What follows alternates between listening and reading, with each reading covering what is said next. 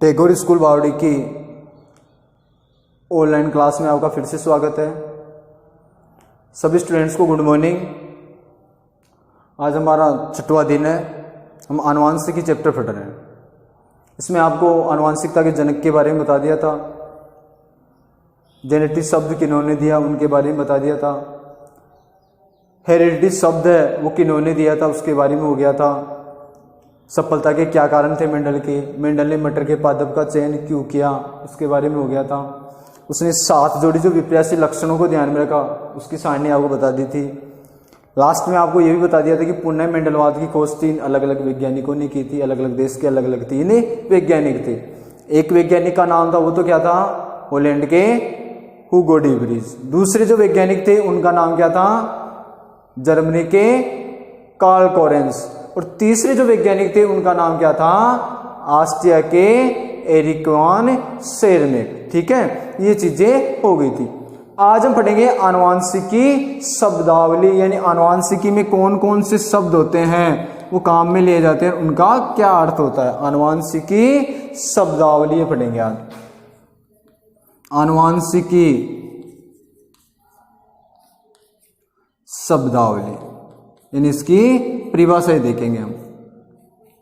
ठीक है, और इन परिभाषाओं में सबसे पहले जो परिभाषा देखेंगे वो किसकी देखेंगे, जीन की। सबसे जो पहले जो परिभाषा रहेगी वो हमारी कौन सी रहेगी, जीन की परिभाषा रहेगी। यानी जीन किसे कहते हैं, यानी वह कारक जो किसी एक लक्षण को नियंत्रित करता है क्या कहलाता है, जीन कहलाता है। वह कारक जो किसी एक लक्षण को नियंत्रित करता है उससे क्या कहते हैं, जीन कहते हैं, या फिर वह जीन कहलाता है। ठीक है, मेंडल द्वारा उपयोग में लिए गए जो कारक शब्द है, मेंडल ने इसके लिए जीन के लिए कारक शब्द काम में लिया था, उसके स्थान पर जीन जो नाम लिया गया उस वैज्ञानिक का नाम क्या था, जोहानसन। जोहानसन नामक वैज्ञानिक था। उन्होंने इस कारक शब्द के स्थान पर क्या नाम लिया था, जीन शब्द नाम लिया था। तो सबसे पहले परिभाषा किसकी देखेंगे, जीन की। तो जीन की परिभाषा लिखोगे मेरे साथ कि वह कारक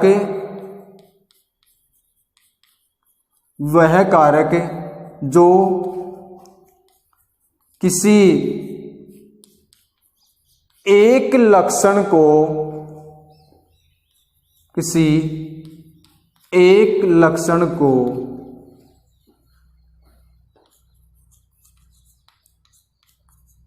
नियंत्रित करता है क्या कहलाता है, जीन कहलाता है। क्या कहलाता है, जीन कहलाता है। ये होगी किसकी परिभाषा, जीन की परिभाषा। 1 नंबर का छोटा क्वेश्चन आ सकता है परीक्षा में। ठीक है, फिर इस बात करेंगे कि मेंडल द्वारा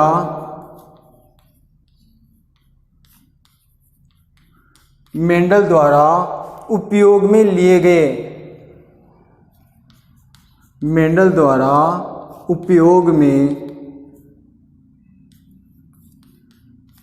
गए कारक शब्द, क्या शब्द ने काम में लिया था, जीन की जगह मेंडल ने कारक शब्द को कौन से वैज्ञानिक ने जीन नाम दिया था, जोहानसन नामक वैज्ञानिक ने जीन नाम दिया था। शब्द को जोहानसन ने जीन नाम दिया। ठीक है, 1 नंबर का क्वेश्चन कि जीन जो शब्द था या जीन नाम किन्होंने दिया था, जोहानसन नामक वैज्ञानिक ने। और ये परिभाषा किसकी हो गई इससे पहले, जीन की। तो एक परिभाषा हो गई कौन सी, जीन की। अब 2 नंबर की परिभाषा की यदि हम बात करेंगे, युग्म विकल्पी।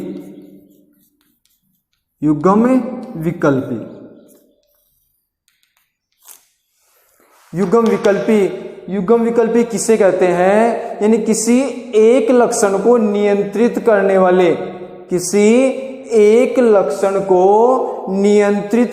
वाले जीन के 2 विपर्यासी स्वरूपों को क्या बोलते हैं, युग्म विकल्पी कहते हैं। लक्षण एक हो लेकिन जीन के 2 क्या हो, विपरीत स्वरूप हो। दो विपरीत स्वरूप किसके हो, जीन को, लेकिन लक्षण एक हो।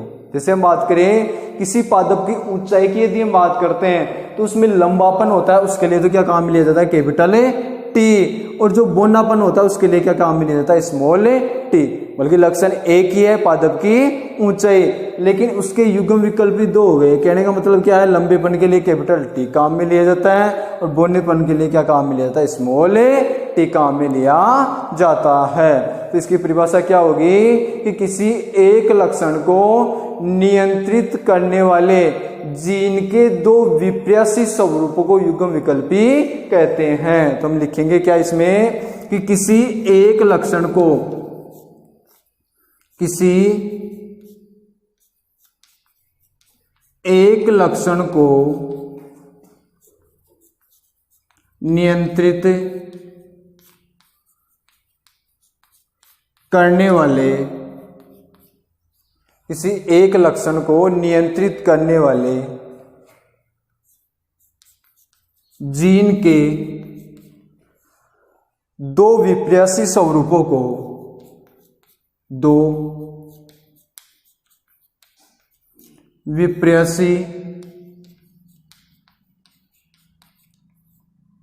स्वरूपों को क्या कहते हैं, युग्म विकल्पी कहते हैं। ये दूसरी परिभाषा हो गई, युग्म विकल्पी कहते हैं। ठीक है, ये किसकी परिभाषा हो गई, युग्म विकल्पी की। जैसे हम लिखेंगे, जैसे पौधे की ऊंचाई, पौधे की ऊंचाई उसको नियंत्रित करने के लिए क्या करते हैं, दो जीन के दो युग्म विकल्पी काम में लेते हैं। एक तो लंबेपन के लिए कैपिटल टी और बोनेपन के लिए स्मॉल टी। ठीक है ना। जैसे पौधे की ऊंचाई, उसकी यदि हम बात करें उसके लिए क्या काम में लेते हैं, एक तो कैपिटल टी लंबेपन के लिए और एक स्मॉल टी, दो युग्म विकल्पी काम में लेते हैं। ऊंचाई को नियंत्रण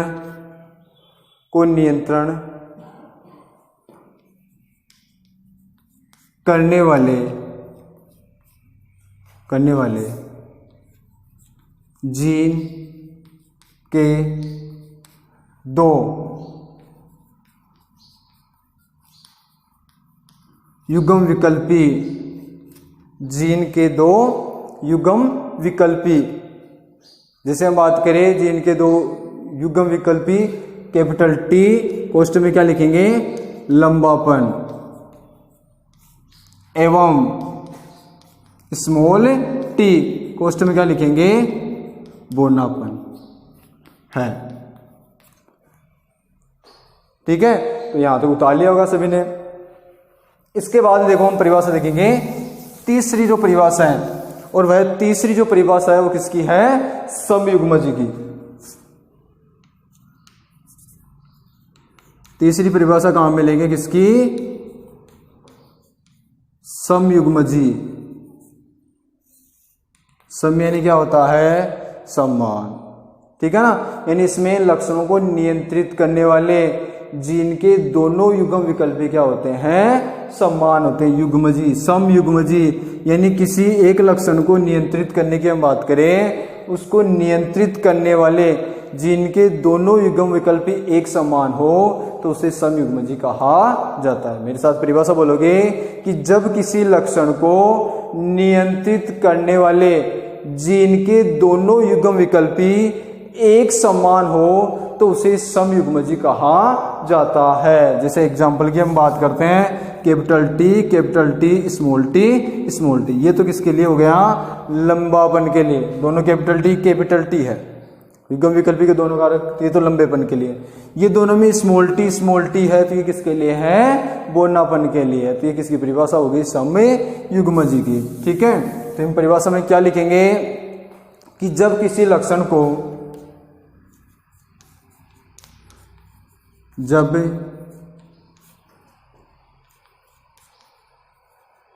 किसी लक्षण को नियंत्रित करने वाले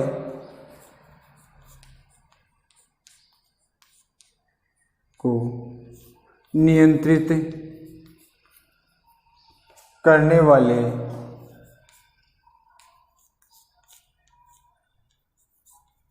जीन के दोनों युग्म विकल्पी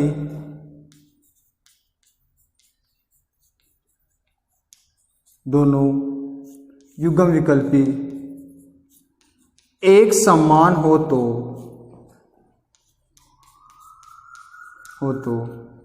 उसे समयुग्मजी कहते हैं।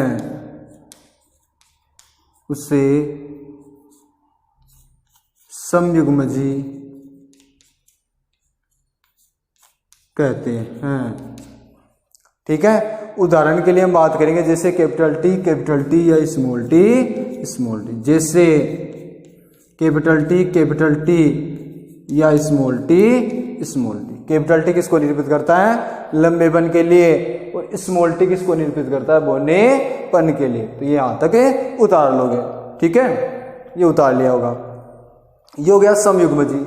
इसके बाद में अगली परिभाषा देखेंगे विषम युग्मजी। तो उसमें कोई चेंज नहीं करना है, थोड़ा सा चेंज करना है। परिभाषा ये रहेगी कि जब किसी लक्षण को नियंत्रित करने वाले जीन के दोनों युग्म विकल्पी एक समान हो तो उसे तो समयुग्मजी, और दोनों युग्म विकल्पी असमान हो तो उसे क्या कहा जाता है? विषम युग्मजी कहा जाता है। और उसका उदाहरण हम पढ़ेंगे कैपिटल टी और स्मॉल टी। देखो दोनों के क्या है? अलग अलग है। चेंज कुछ नहीं करना है, थोड़ा सा चेंज करना है, केवल यहाँ पर क्या लिख देना है? असमान लिखते क्या हो जाएगा? चेंज हो जाएगा। ठीक है ना, तो ये इसके बारे में हो गया। तो अगली 4 नंबर की परिभाषा हम देखेंगे इसकी विषम युग्मजी की। ये उतार लिया होगा। अब 4 नंबर विषम युग्मजी।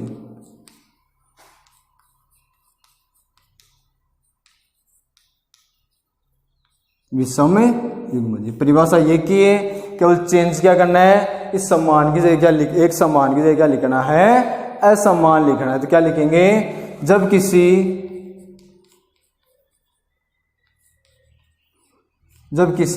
लक्षण को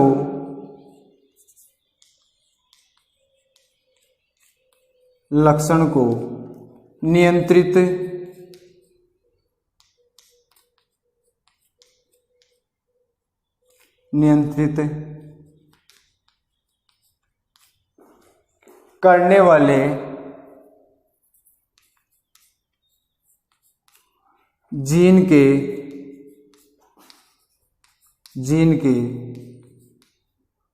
दोनों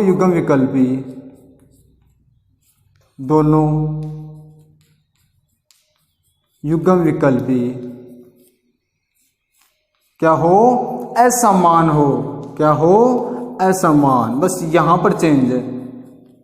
असमान हो तो उसे क्या कहते हैं? विषम युग्मजी कहते हैं। देखो सेम टू सेम, केवल चेंज कहाँ हुआ है? यहां पर चेंज हुआ है। ठीक है, तो दोनों क्या हो? असमान हो युग्म विकल्पी, तो उसे क्या बोलते हैं? विषम युग्मजी कहते हैं।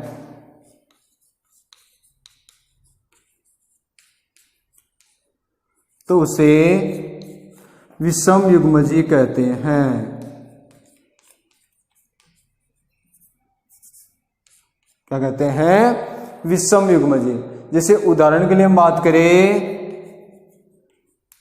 कैपिटल टी और स्मॉल टी, यानी दोनों युग्म विकल्पी है, इसमें कैपिटल टी भी है और स्मॉल टी भी है। ठीक है, अब 5 नंबर की यदि हम बात करेंगे, 5 नंबर की जो परिभाषा देखेंगे वो किसकी देखेंगे? लक्षण पररूप की बात करेंगे। ठीक है, या इसे बोल सकते हैं फिनोटाइप। लक्षण पररूप या फिनोटाइप। इसमें परिभाषा क्या आएगी कि किसी सजीव के बाह्य लक्षणों को क्या कहा जाता है? लक्षण पररूप कहा जाता है। बाह्य लक्षणों को यदि ध्यान में रखा जाए, जो इसकी बाह्य स्ट्रक्चर को देखा जाता है, तो उससे क्या कहा जाता है? लक्षण पररूप कहा जाता है, या इसे क्या बोल सकते हैं? फिनोटाइप भी बोल सकते हैं। इसका एक अपोजिट जो हम पढ़ेंगे वो आएगा हमारे पास जीन पररूप या जिसे बोलते हैं जीनोटाइप, जीन प्ररूप या जीनोटाइप। इसमें देखो जैसे हम पढ़ेंगे कि इसमें क्या किया जाता है कि किसी भी जीव है उसकी आनुवांशिकीय रचना को ध्यान में रखा जाता है। या आनुवांशिकीय रचना को क्या कहा जाता है? जीन प्ररूप या जीनोटाइप कहा जाता है। तो हमने आज कितनी परिभाषा पढ़ ली है? 4 परिभाषाएं पढ़ ली जो आनुवांशिकी है उसके बारे में। तो इनको अच्छी प्रकार से याद करोगे, बाकी ये अगली क्लास में।